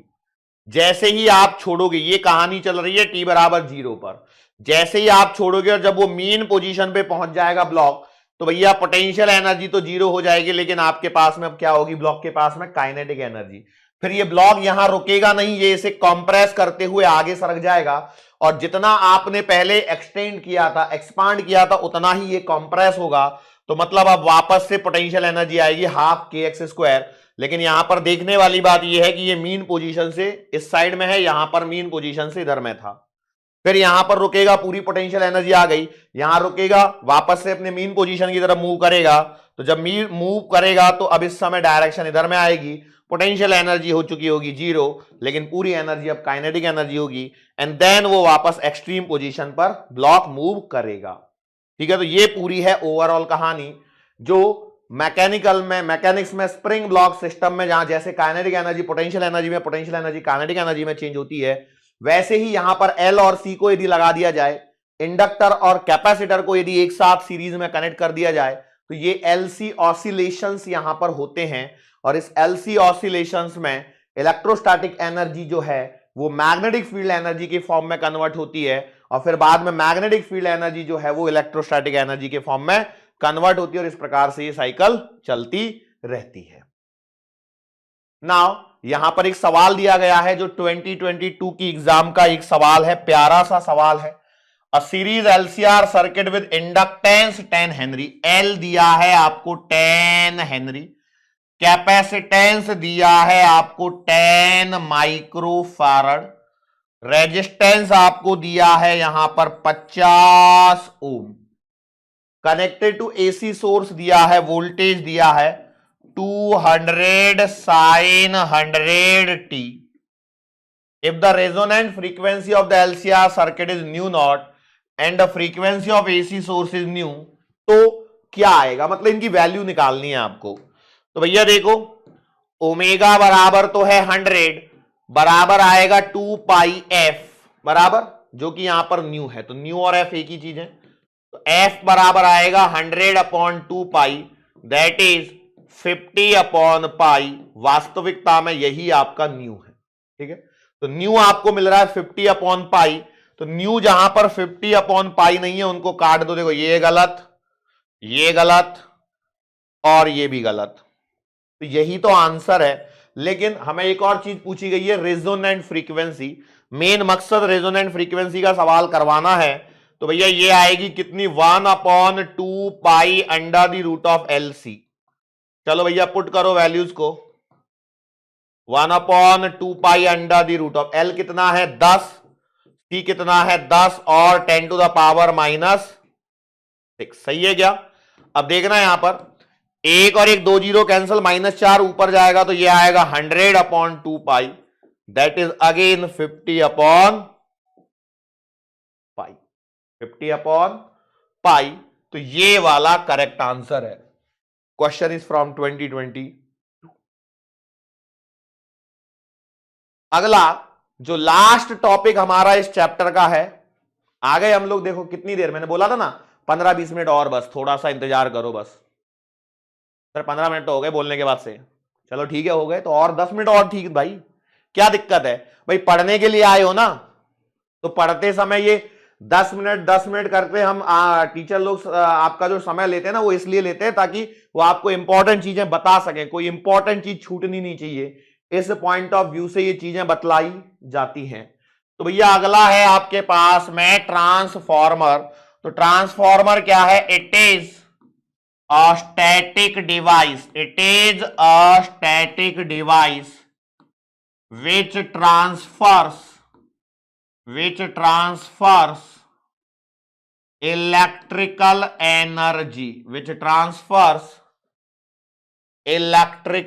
energy, from one AC circuit to another AC circuit,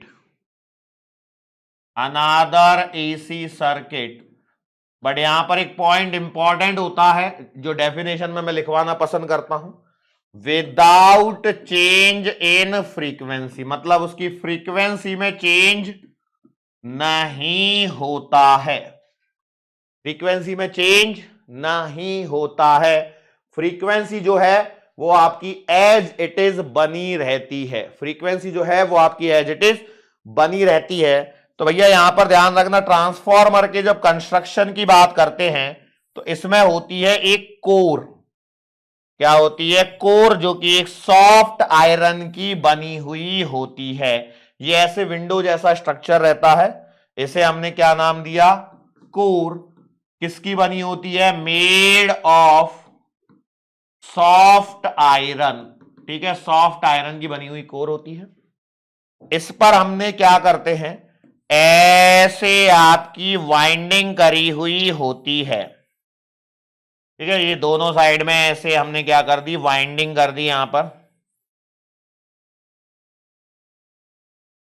जिस साइड से आप यहां पर एसी सप्लाई से कनेक्ट करते हो इसे कहा जाता, ये देखो यहां पे रुको, ये है आपका एसी सोर्स। तो जो सोर्स वाली साइड होती है वहां की जो वाइंडिंग है इसे कहा जाता है प्राइमरी साइड या प्राइमरी वाइंडिंग, इसे क्या कहना है, प्राइमरी वाइंडिंग कहेंगे। और यहां पर आपका कनेक्टेड रहता है लोड, LOAD। तो ये वाली जो साइड की वाइंडिंग है ये होती है सेकेंडरी वाइंडिंग, सेकेंडरी वाइंडिंग। ये किससे बनी होती है बेटा, made of copper, generally copper. आजकल वो चाइनीज माल भी मिलता है एल्यूमिनियम वाला जो कि जल्दी खराब हो जाता है, आइडियली कॉपर यूज करना चाहिए। फैन वगैरह भी आपने देखे होंगे जो आजकल चाइनीज फैन आ रहे हैं, जल्दी खराब हो जाते हैं क्योंकि उसमें वो एल्यूमिनियम वगैरह का मिक्सिंग वगैरह कर रहे हैं, क्योंकि एल्यूमिनियम सस्ता आता है, कॉपर कॉस्टली आता है, तो वो एक अलग बात है। खैर हमारा मुद्दा भटक गया थोड़ा सा। ये ऐसा है। अब यहां पर होता क्या है, इसका ऑपरेशन क्या है, तो समझना बेटा। देखो यहां पर आपने इसे प्राइमरी साइड में कनेक्ट किया, ये जो वाइंडिंग है बेसिकली इसने आपने क्या करा, गोल गोल गोल गोल लपेटा हुआ है और क्या कर रहे हो, कुछ नहीं, इसके अलावा कुछ है क्या, नहीं। तो जब आपने यहां पे इसे कनेक्ट किया तो इसमें से भैया प्राइमरी साइड में से होता है करंट फ्लो, प्राइमरी साइड में से होता है करंट फ्लो। अब ये जो प्राइमरी साइड से जो करंट फ्लो कर रहा है वो है आपका एसी करंट। कौन सा करंट है, एसी करंट है। और यदि ये एसी करंट है तो ये क्या, ये कंटिन्यूअसली चेंज होगा, बिल्कुल चेंज होगा। अब ये करंट जो है ये इस वाइंडिंग में से फ्लो कर रहा है, बिल्कुल कर रहा है। अब जब ये इस वाइंडिंग में से फ्लो कर रहा है तो किसी कॉइल में से जब करंट फ्लो होता है तो क्या उसमें मैग्नेटिक फील्ड प्रोड्यूस होता है, बिल्कुल भैया मैग्नेटिक फील्ड प्रोड्यूस होगा। तो क्या यहां पर प्राइमरी में मैग्नेटिक फील्ड उत्पन्न हुआ, बिल्कुल मैग्नेटिक फील्ड उत्पन्न हुआ। ये जो मैग्नेटिक फील्ड है, ये मैग्नेटिक फील्ड लाइन जो है क्या इसमें से भी पास होंगी, यस भैया जी, इसमें से भी ये मैग्नेटिक फील्ड लाइंस क्या होंगी, पास होंगी। इन मैग्नेटिक फील्ड लाइंस को ही हम क्या कहते हैं, मैग्नेटिक फ्लक्स कहते हैं। तो क्या इस प्राइमरी में करंट फ्लो होने के कारण प्राइमरी में मैग्नेटिक फील्ड आया, हां। क्या इससे एसोसिएटेड इसका जो फ्लक्स है वो सेकेंडरी से लिंक हुआ, यस भैया जी, सेकेंडरी से लिंक हुआ। अब सोचिए यदि प्राइमरी में जो करंट है वो चेंज हो रहा है, एसी है तो लगातार चेंज हो रहा है, यस सर जी एसी है लगातार चेंज हो रहा है। तो प्राइमरी का करंट चेंज होने के कारण प्राइमरी का मैग्नेटिक फील्ड चेंज होगा। चूंकि ये प्राइमरी का जो मैग्नेटिक फील्ड है उससे एसोसिएटेड फ्लक्स जो है वो सेकेंडरी से लिंक है, मतलब क्या सेकेंडरी का फ्लक्स जो है वो चेंज होगा, यस भैया जी, सेकेंडरी का भी फ्लक्स क्या होगा, चेंज होगा। अब चूंकि प्राइमरी साइड में करंट को परिवर्तित करने से सेकेंडरी साइड में फ्लक्स चेंज हुआ है, तो ये कौन सा कॉन्सेप्ट है, प्राइमरी साइड में करंट चेंज करने से, एक कॉइल में करंट चेंज करने से, ये दोनों कॉइल आपस में जुड़ी है क्या, नहीं, इस कॉइल में करंट चेंज करने से इस कॉइल में फ्लक्स क्या हुआ, चेंज हुआ। इस कॉइल में जब फ्लक्स चेंज होगा तो क्या इसमें एक ईएमएफ इंड्यूस होगा, लेंज लॉ कुछ याद करो, यस, इसमें ईएमएफ इंड्यूस होगा। यदि इसमें ईएमएफ इंड्यूस हुआ तो ये सेकेंडरी ईएमएफ है क्या, बिल्कुल। अब यदि यहां ईएमएफ इंड्यूस हुआ और आपने लूप को कर दिया क्लोज तो क्या इसमें एक करंट फ्लो होगा, यस भैया जी, इसमें एक करंट फ्लो होगा। क्या इसे सेकेंडरी करंट कहेंगे, बिल्कुल, यस और नो। तो आइडियल सिचुएशन तो ये है कि भैया ये एकदम बहुत ही पास पास होंगे, कोई इतने दूर दूर नहीं है, इतू से ट्रांसफॉर्मर होते हैं, ठीक है सर, हमने तो बड़े वाले भी देखे हैं। अरे ठीक है ना भाई, वो एक उनका एक अलग प्रिंसिपल है, बेसिक प्रिंसिपल यही है, लेकिन ठीक है। तो अब यहां पर क्या हो रहा है, तो बेसिक कहानी यह है कि ट्रांसफॉर्मर वर्क्स ऑन, ये भी याद रखना, transformer works on principle of mutual induction, अन्योन्य प्रेरण के प्रभाव में ट्रांसफॉर्मर कार्य करते हैं, यस और नो, ये बात समझ में आई। अब आइडियल सिचुएशन में हम ये कहते हैं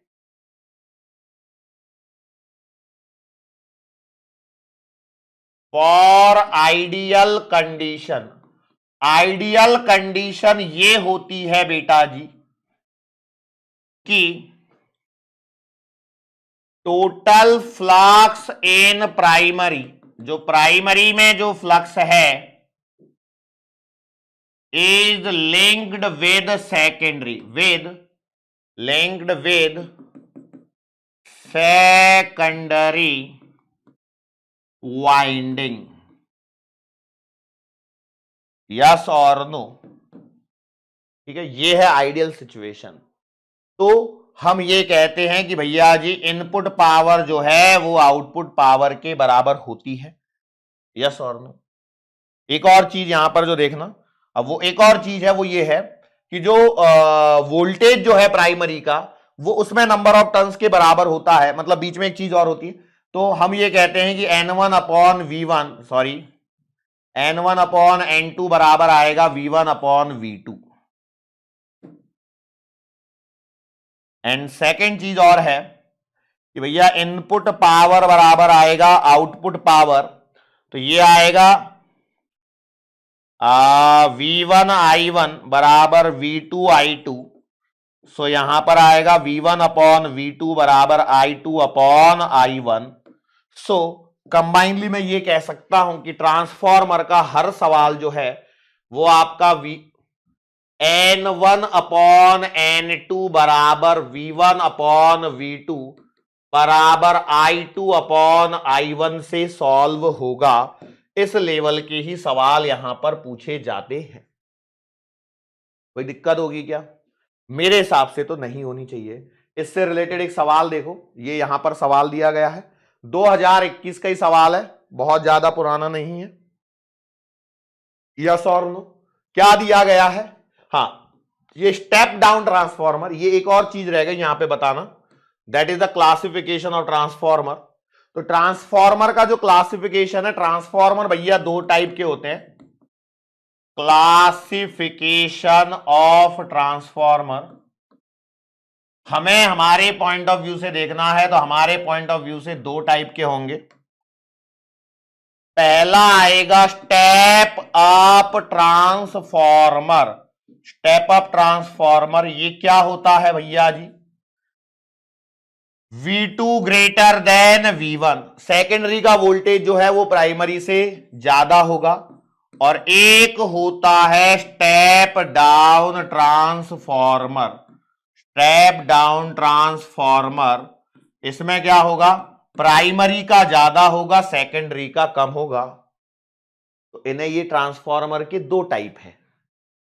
ट्रांसफॉर्मर के ये दो टाइप हैं बेसिक।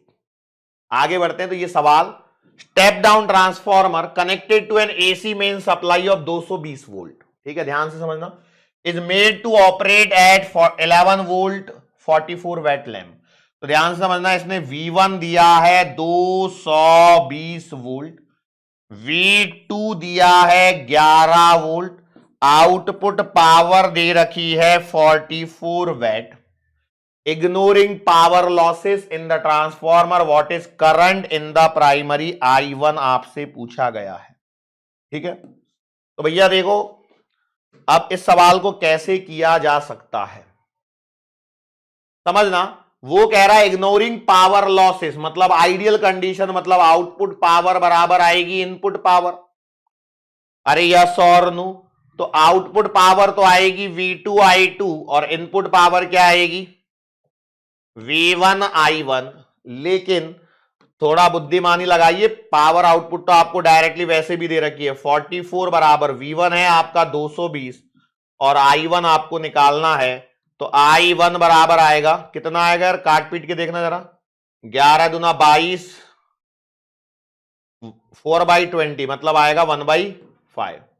1/5, 1/5 मतलब आएगा 0.2 एम्पियर, है कि नहीं है? ऑप्शन नंबर डी में दिया है।